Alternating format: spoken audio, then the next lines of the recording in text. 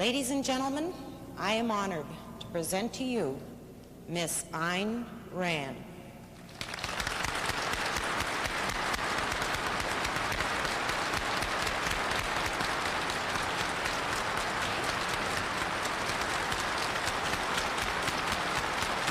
Thank you. Thank you.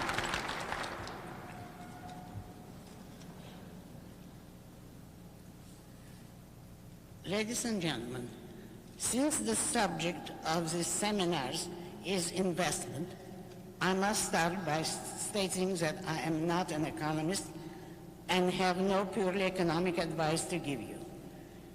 But what I am anxious to discuss with you are the preconditions that make it possible for you to gain and to keep the money which you can then invest.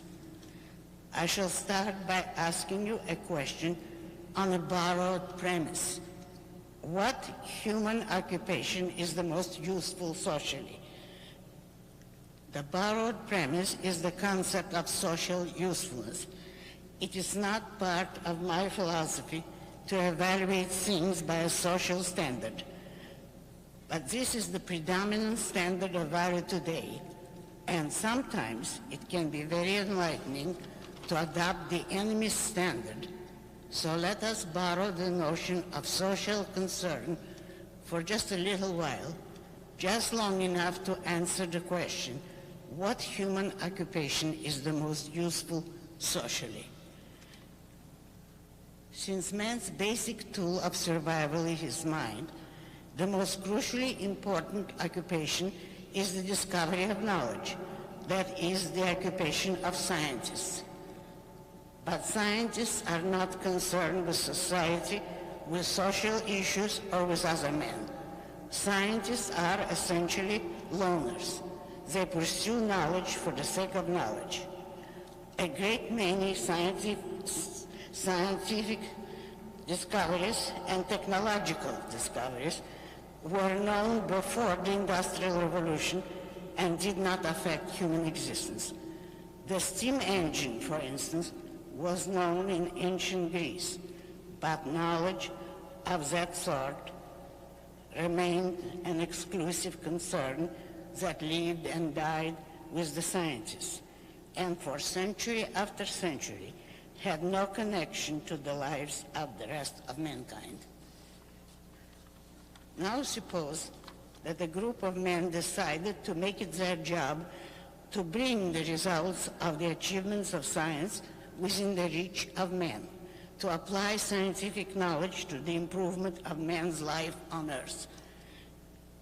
Wouldn't such men be the greatest social benefactors as they have been since the Industrial Revolution? Will you excuse me, please? I don't want any pictures taken of me. Please, gentlemen, don't photograph me. I am much too old for that. Just leave me as I am.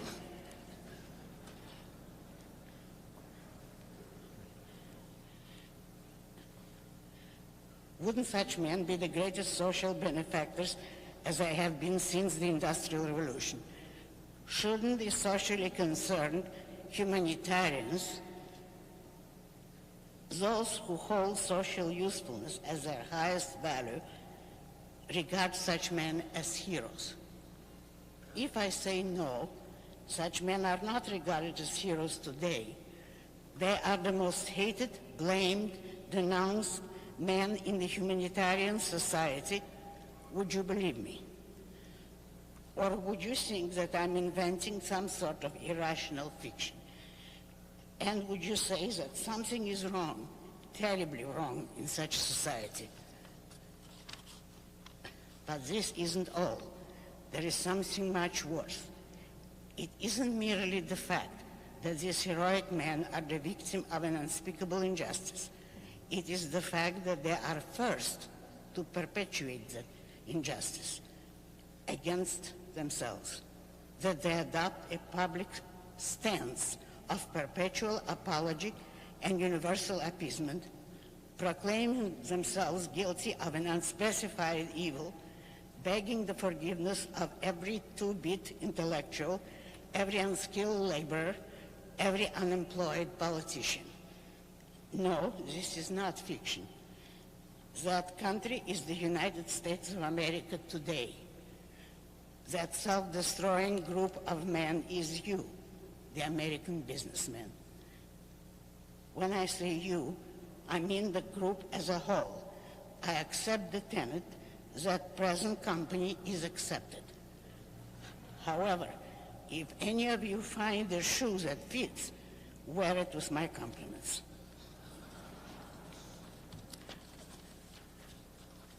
Karl Marx predicted that capitalism would commit suicide.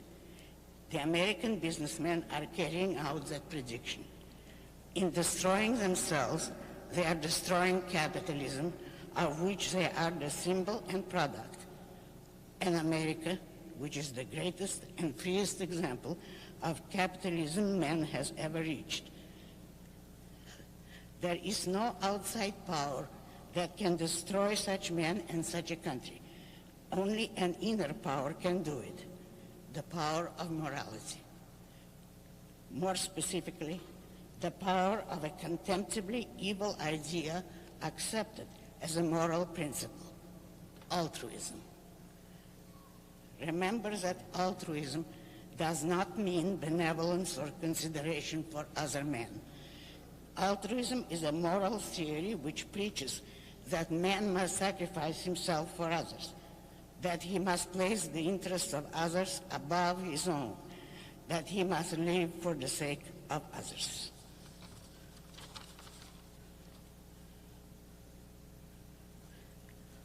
Altruism is a monstrous notion.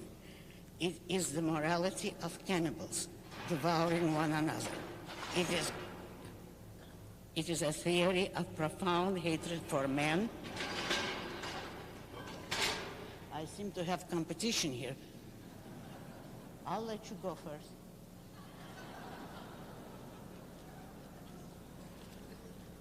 Okay?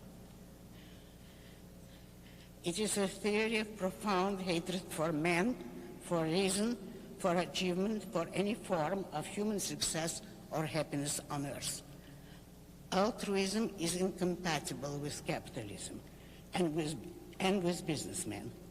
Businessmen are a cheerful, benevolent, optimistic, predominantly American phenomenon. The essence of their job is the constant struggle to improve human life, to satisfy human needs and desires, not to practice resignation, surrender, and worship of suffering. And here is the profound gulf between businessmen and altruism. Businessmen do not sacrifice themselves to others. If they did, they would be out of business in a few months or days. They profit, they grow rich, they are rewarded as they should be. This is what the altruists, the collectivists, and other sundry humanitarians hate the businessmen for, that they pursue a personal goal and succeed at it. Do not fool yourself by thinking that altruists are motivated by compassion for the suffering. They are motivated by hatred for the successful. The evidence is all around us.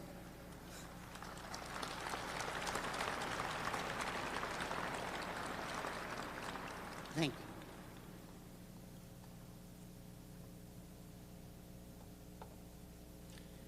The evidence is all around us, but one small example sticks in my mind as extremely eloquent. In the early 1930s, an assistant of Jane Addams, the famous social worker, went on a visit to Soviet Russia and wrote a book about her experience. The sentence I remember is, quote, "How wonderful it was to see everybody equally shabby," close quote.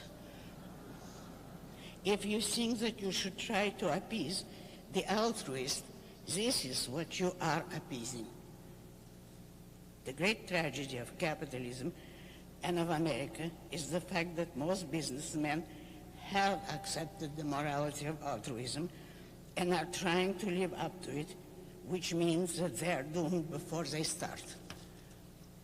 Another contributory evil is the philosophical root of altruism, which is mysticism, the belief in the supernatural, which preaches contempt for matter, for wealth, well-being, or happiness on earth.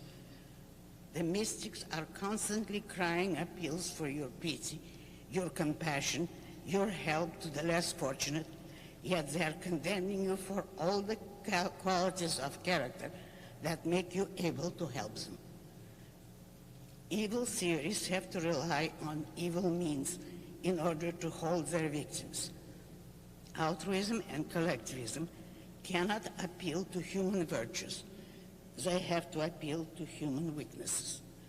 And where there are not enough weaknesses, they have to manufacture them. It is in the nature of altruism and collectivism that the more they need a person or a group, the more they denounce their victims, induce guilt, and struggle never to let the victims discover their own importance and acquire self-esteem. The businessmen are needed most by the so-called humanitarians, because the businessmen produce the sustenance the humanitarians are unable to produce. Doctors come next in a hierarchy of being needed and observe the hostility, the denunciations, and the attempts to enslave the doctors in today's society. Most businessmen today have accepted the feeling of guilt induced in them by the altruist. They are accused of anything and everything. For instance, ecologists denounce the businessmen for their refusal to sacrifice themselves to the snail doctor and the Furbish lousewort. But the businessmen's actual guilt is their treason against themselves, which is also their treason against their country. The statement that aroused such fury among the collectivists, quote, "What's good for General Motors is good for the country," was true. And the reverse is also true. What's bad for industry is bad for this country. I am here to ask you a question on my own, not on borrowed premises. What are you doing to the advocates of capitalism, particularly the young? Appeasement is a betrayal not only of one's own values, but of all those who share one's values. If, for whatever misguided reason, businessmen are indifferent to and ignorant of philosophy, particularly moral and political philosophy, it would be better if they kept silent rather than spread the horrible advertisements that make us cringe with embarrassment.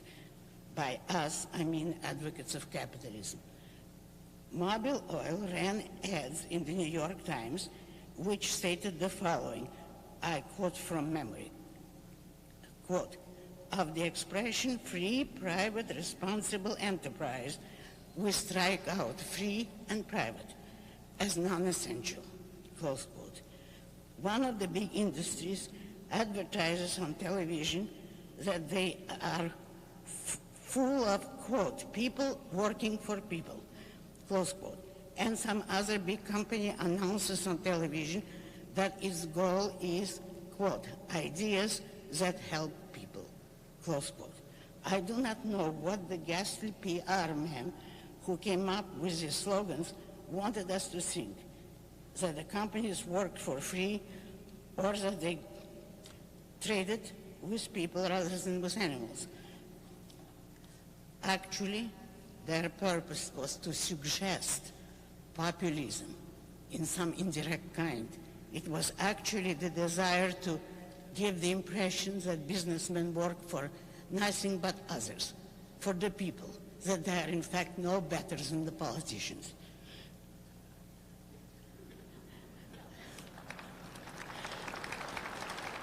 Thank you. The worst of the bunch is some new group in Washington, D.C., called something like Committee for the American Way, which puts out a television commercial showing some ugly, commonplace people of all kinds, each proclaiming that he likes a different kind of music. I like rock and roll, and I like jazz, and I like Beethoven, etc. Ending on a voice declaring, "This is the American way, with every man entitled to have and express his own opinion." I, who come from Soviet Russia, can assure you that debates and differences of that kind were and are permitted in Soviet Russia. What about political or philosophical issues? Why didn't they show people disagreeing about nuclear weapons or about abortion or about affirmative action? If that committee stands for the American way, there is no such way any longer. Observe also that in today's proliferation of pressure groups, the lowest sort of unskilled labor is regarded as the public and presents claims to society in the name of the public interest and is encouraged to assert his right to a livelihood.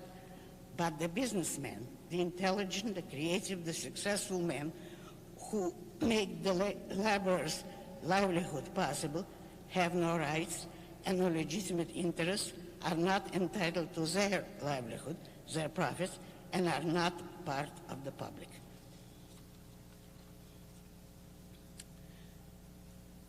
Every kind of ethnic group is enormously sensitive to any slight. If one made a derogatory remark about the Kurds of Iran, dozens of voices would leap to their defense. But no one speaks out for businessmen when they are attacked and insulted by everyone as a matter of routine. What causes this overwhelming injustice? The businessmen's own policies, their betrayal of their own values, their appeasement of enemies, their compromise, all of which add up to an air of moral cowardice. Add to it the fact that businessmen are creating and supporting their own destroyers. The sources and centers of today's philosophical corruption are the universities. Businessmen are both content.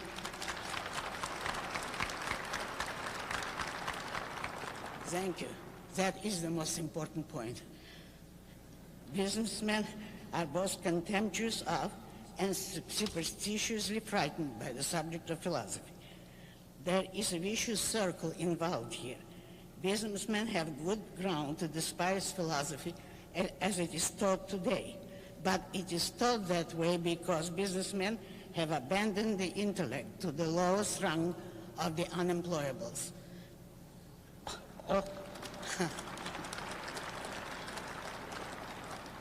All the conditions and ideas necessary to turn men into abjectly helpless serfs of dictatorship rule the institutes of today's higher education as a tight monopoly with very few and rare exceptions. Hatred of reason and worship of blind emotions, hatred of the success and worship of self-sacrifice, hatred of the individual and worship of the collective.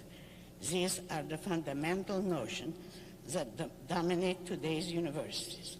This notion condition and paralyze the minds of the young.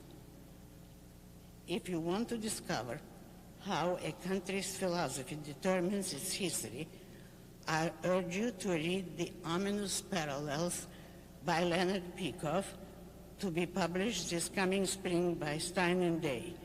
This brilliant book presents the philosophical similarities between the state of America's culture today and the state of Germany's culture in the Weimar Republic in the years preceding the rise of Nazism.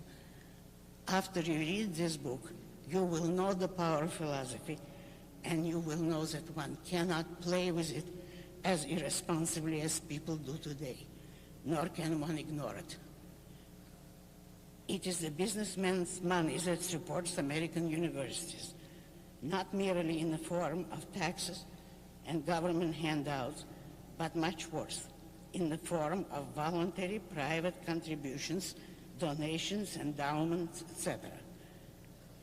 In preparation for this lecture, I tried to do some research on the nature and amounts of such contributions.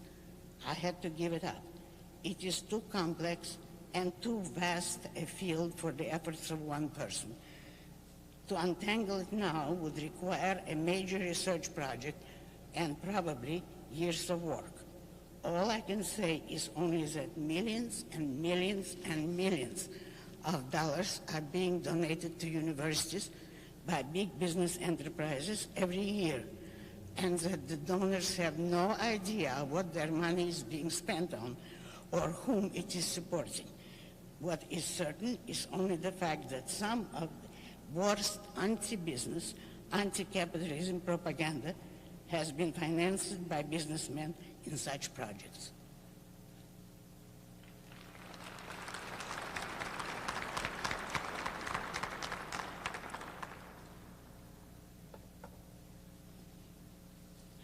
Money is a great power because in a free or even a semi-free society, it is a frozen form of energy, productive energy. And therefore, the spending of money is a grave responsibility. Contrary to the altruists and the advocates of the so-called academic freedom, it is a moral crime to give money to support ideas with which you disagree. It means ideas which you consider wrong, false, and evil. It is a moral crime to give money to support your own destroyers. Yet that is what businessmen are doing with such reckless irresponsibility.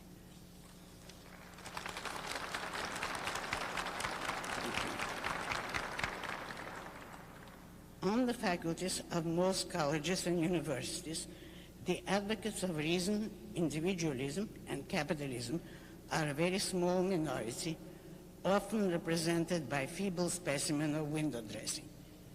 But the valiant minority of authentic fighters is struggling against overwhelming odds and growing very slowly.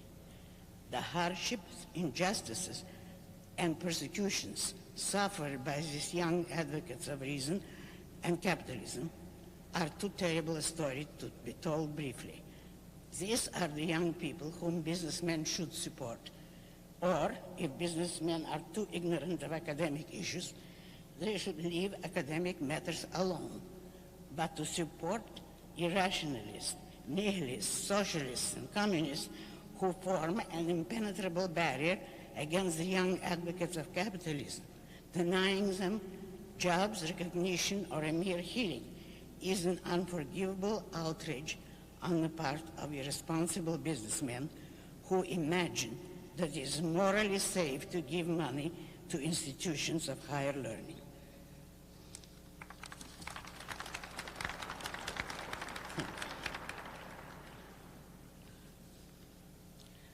The lasting influence of the universities is caused by the fact that most people question the truth or falsehood of philosophical ideas only in their youth, and whatever they learn in college marks them for life.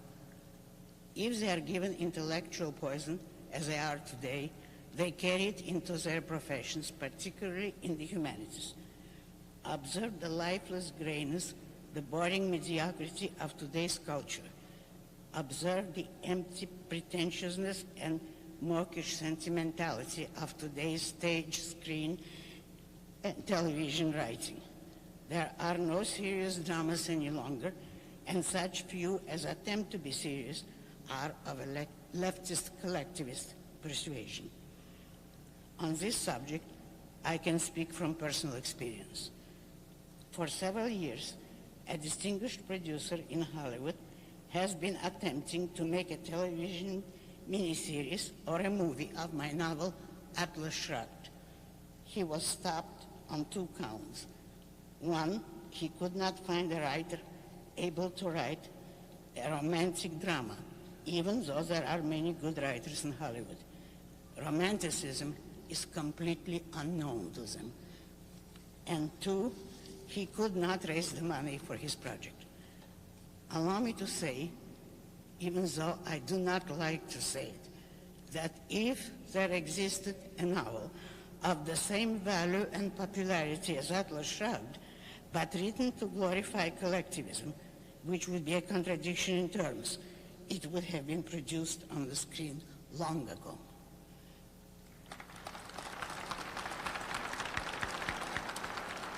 You're not, I hope, applauding that fact that there are too many supporters of the left kind of writers? Well, I do not believe in giving up, and so, in answer to many questions, I chose this occasion to make a very special announcement. I am writing a 9-hour teleplay for Atlas Shrugged.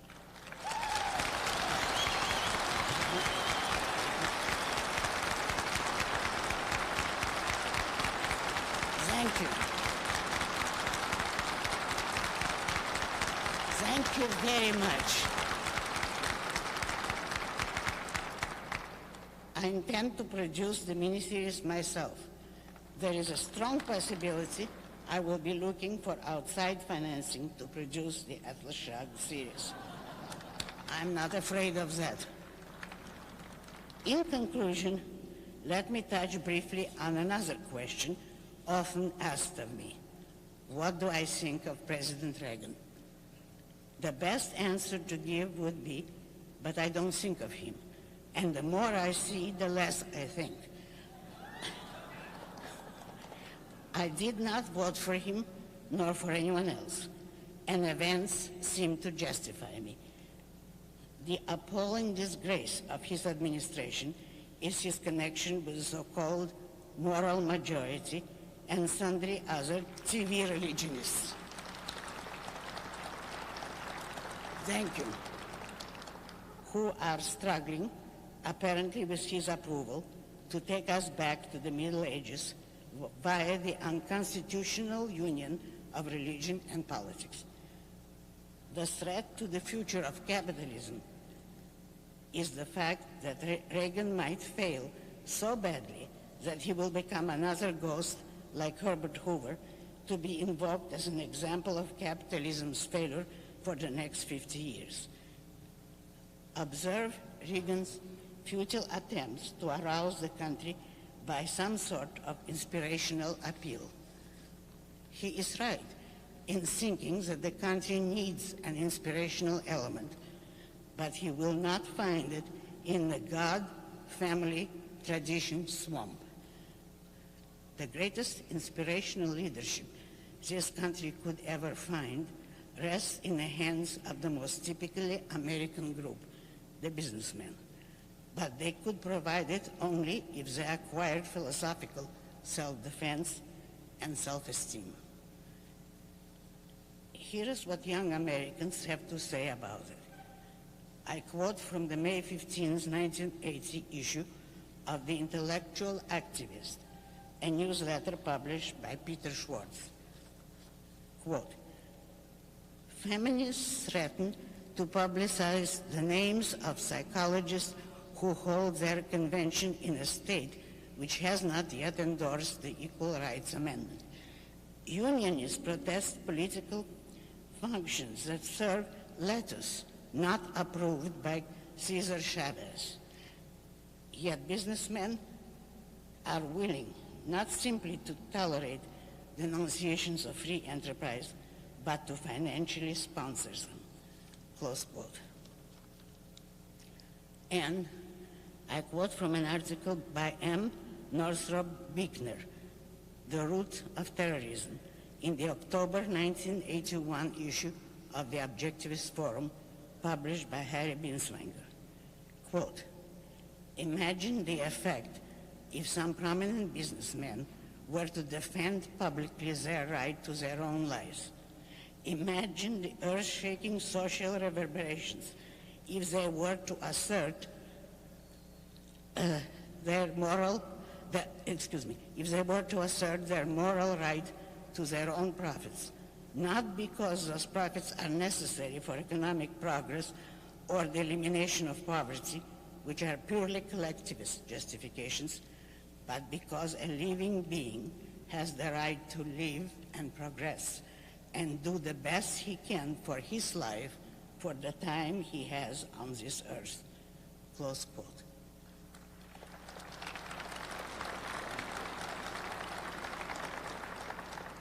I recommend both these publications very highly. You may write to the intellectual activist at 131 Fifth Avenue, New York, New York, 10003, and to the Objectivist Forum at Box 5311, New York, New York, 10150.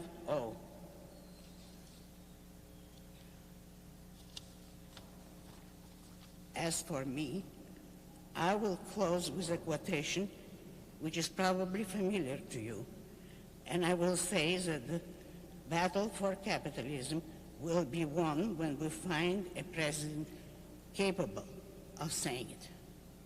Quote, "The world you desired can be won. It exists, it is real, it is possible, it's yours. But to win it requires your total dedication and a total break with the world of your past, with the doctrine that man is a sacrificial animal who exists for the pleasure of others. Fight for the value of your person. Fight for the virtue of your pride. Fight for the essence of that which is man, for his sovereign, rational mind. Fight with the radiant certainty and the absolute rectitude of knowing that yours is the morality of life and that yours is the battle for any achievement, any value, any grandeur, any goodness, any joy that has ever existed on this earth." Close quote. Thank you.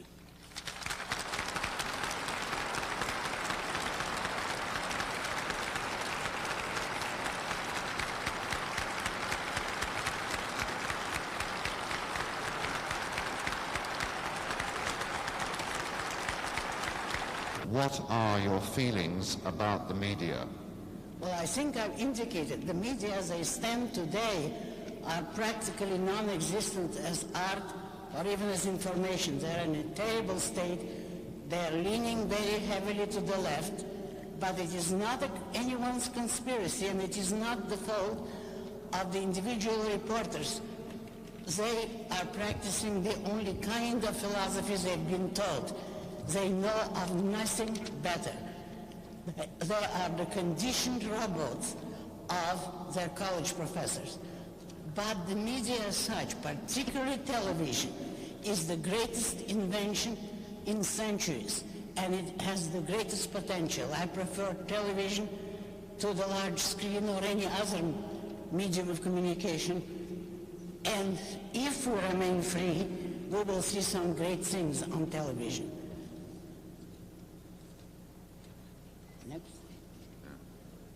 Okay. The next question is, do you think that the United States should continue to sell grains, computers, and technology to the Russians? No, I don't think so. I don't think we should have diplomatic relations with Russia. And if we broke with them, you would be surprised what a cowardly, appeasing performance they would put up, because they have done that every time they knew that the West was antagonistic. They are like bullies, and you have to deal with them very, very strongly or not at all, which incidentally Reagan is not able to do. The next question is related. Is Russia a real threat today? Russia as such was never a threat to anyone, even to little Finland that beat Russia twice during World War II. Russia is the weakest and most impotent country on earth. If they were in a war, most of the miserable Russians would defect.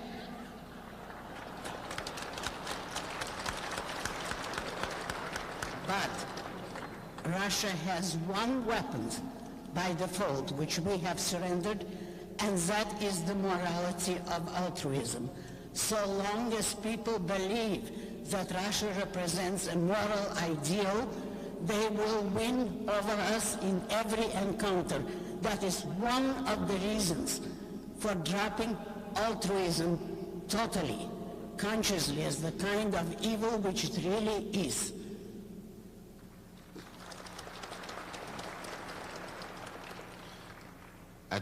Next question is, at this point in time, would you please tell me what form the strike by the men of the mind should take? The form is learn philosophy and preach it and spread it around by every means open to you. We are not yet in a stage where we should give up the country. We are still free, and the way to fight for capitalism is to take very good care of understanding philosophy's theory and then spreading the right ideas as much as you can. It is only when and if a country establishes a censorship that the men of the mind should retire, but we're not in that stage, and I don't think we will reach it. The next question is of a more pragmatic business nature.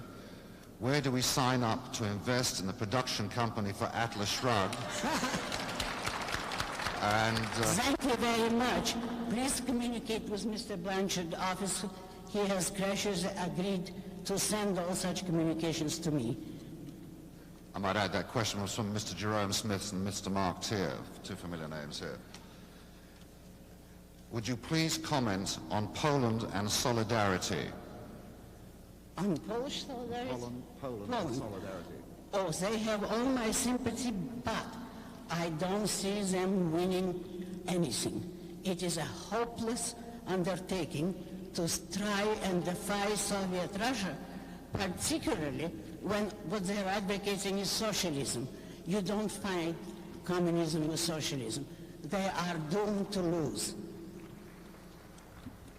The next question is, please clarify your comment on the moral majority.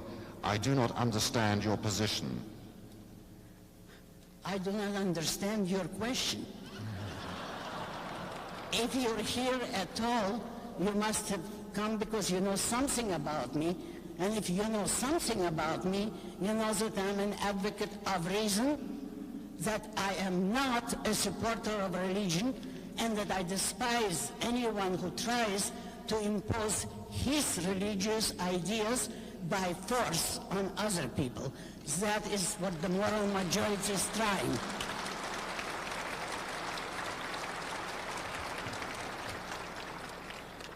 The next question is, why do you think Reagan is a failure? Because I read the newspapers. His economic plan, barely put through Congress, is immediately proved to be a failure, and he has to try and beg for some more cuts. And the statement of his protege, Mr. Stockman, which is disgraceful, I never trusted that young man, and that proves it. His statements shows that it is a gang of men who enjoy parading around as powerful, but who have no idea what to use their power on. And Mr. Reagan in particular is not an advocate of capitalism. He is an advocate of a mixed economy with a different kind of mixture. So he'll fail like all of them. In your opinion, where and how would you educate our young people? I have been telling you that for half an hour or more. I have written millions of words about it. If you want to know how I would educate them, read my books. As to where, I can't answer you at present. Inquire in which colleges have some objectivist professors. Some of them have. Not many, but there are some and very good ones. Follow those courses. Next question is, when and what events led to the development of your ideas? Yes. When and what events led to the development of your ideas? Thank you. That's a very good question in one respect. I don't develop my ideas from events. I develop them from observation. I held the same ideas, essentially, from the age of about 2.5, which is the earliest I remember myself. I have learned a great deal in the years since, but the essence of the ideas have not changed. It is true that some people have to be hit over the head with events before they will connect two thoughts. But I showed you in Atlas Shrugged that I can predict events. I can do it because I see the essential, basic premises that dominate certain movements, and I know what the results would be.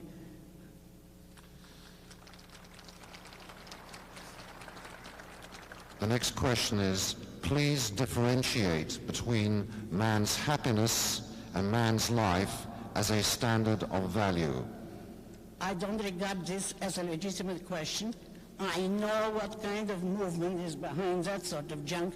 If you really don't understand, read Gold's speech in Atlas Shrugged, which will explain it to you very clearly, and I do not grant anyone the premise that that speech is unclear.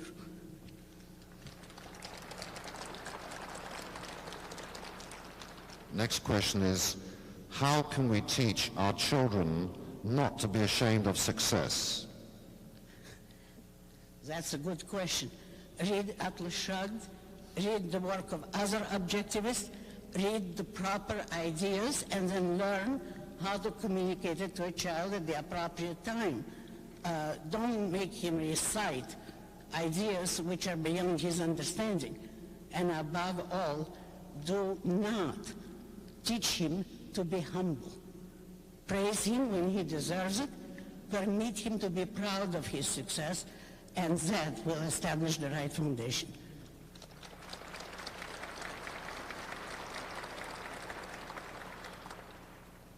Where will we find a president such as you describe among today's politicians? I wish I knew. That's why I say it's much too early for philosophical politics. Among those in power today, or even known today, I may mention one or two young ones who have not yet proved themselves, and it's much too early to recommend anyone. Next question is, what actors would you cast in Atlas Shrugged? Do I answer that? No. My advisors say, no, it is actually improper to begin casting before you have finished the script and formed a company. I have some very good ideas on that subject, but it's too early to mention them publicly.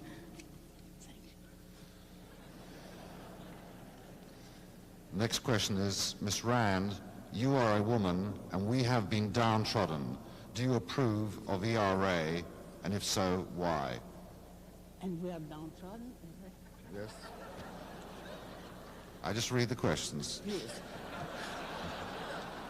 No, I don't approve the ERA because it's a totally unnecessary, repetitive document which will achieve nothing but give a lot of bad female politicians a tool to work with and impose on the rest of us.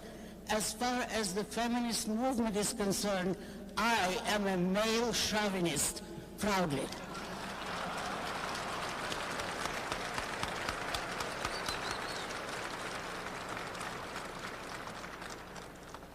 Next question is, how would you define love? I define it as your response to your own values in the person of another human being. And I do not care to bother with it too much. I mean with definitions. Because actually, my best definition of love is the love stories in my novels.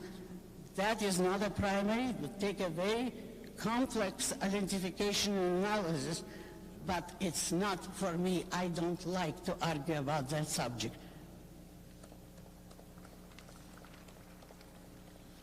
Next question is there still hope for salvaging our free system? Is there Is there still hope for salvaging our free system? Yes, there is hope so long as there is one man left living on earth. There is hope, but it will not be saved automatically. It depends on the free will and choice of every man who is able to think. Those who don't want to think don't matter in this issue. They are merely social ballast. But it depends on the thinking of every human being in this country.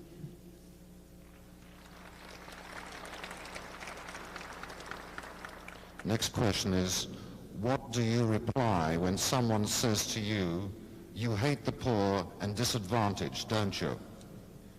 Nobody has ever come close enough to me to say such a thing. I don't hate the poor, I just don't think that they're the best thing in life and that one should tailor everything for their convenience. And here I'd like to quote a very interesting person, if you've heard of him, the Reverend Ike. He is a black evangelist and a remarkable one because he preaches not suffering and submission, but success. And he tells his congregation that every man can succeed in what he understands, what he can do. Reverend Ike's statement about the poor is as follows: the best way to help the poor is not to be one of them.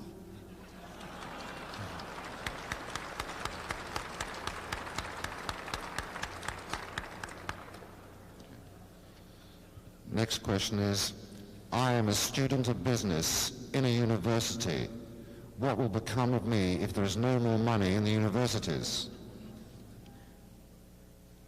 Help them to earn their money honestly. And if the left gives them money, don't go into those universities, but help the right kind of businessmen provide financial help for the right kind of universities.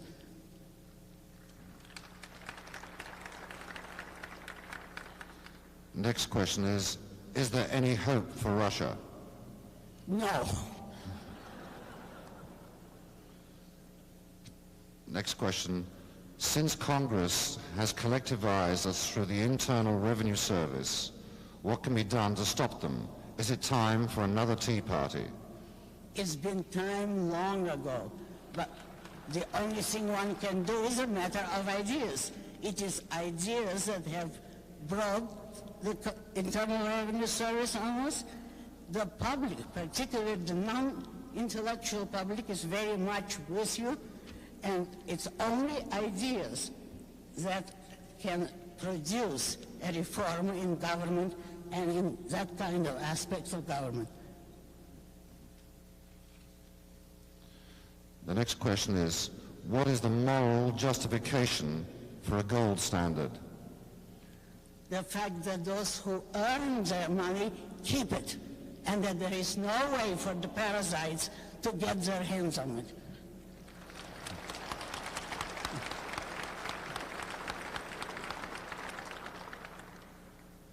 Next question is, who are some of your favorite writers of novels? My favorite writers? Victor Hugo, Dostoevsky, or Henry. That, I think, is enough. Next question, was Reagan the best choice available? No. I would have voted for Ford. He had his flaws, but he was infinitely superior to Reagan. Somebody just asked you to kindly repeat some of the names and I think addresses you mentioned in your talk. And specifically here the question is, what was the name of the book that you suggested we read that will be published in the spring, and who was the author? The book's title is The Ominous Parallels. The author's name is Leonard Peikoff, P-E-I-K-O-F-F. He is a brilliant professor of philosophy, and it is the best book,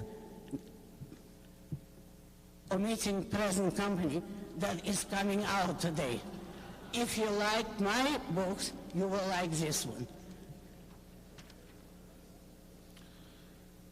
Next question is, how specifically is Reagan's conservative, pro-capitalist government helping destroy capitalism to try to stay in power? Try to stay in power. For one thing, you cannot stand in power today nor do anything politically without a well-formulated, consistent political philosophy, because it is by philosophical means that the collectivists have come to power, and you can't defeat them except by philosophical means. And if you listen to just one of Reagan's religionists, you can forget the word philosophy. A man who claims to defend rights and objects to the right to have abortion, who wants to dictate to a woman in the most intimate, crucial and tragic issue of that kind, and he wants to forbid it, that's no defender of rights and no defender of capitalism.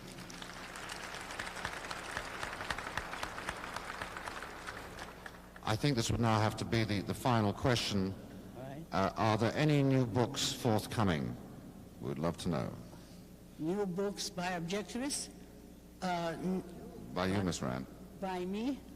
No, not until after I finish with the mini-series of Atlas Shrugged.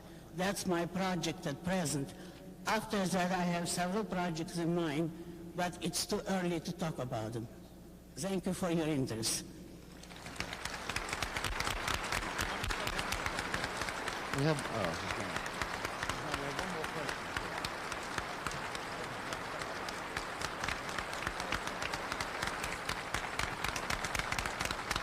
Thank you all very much.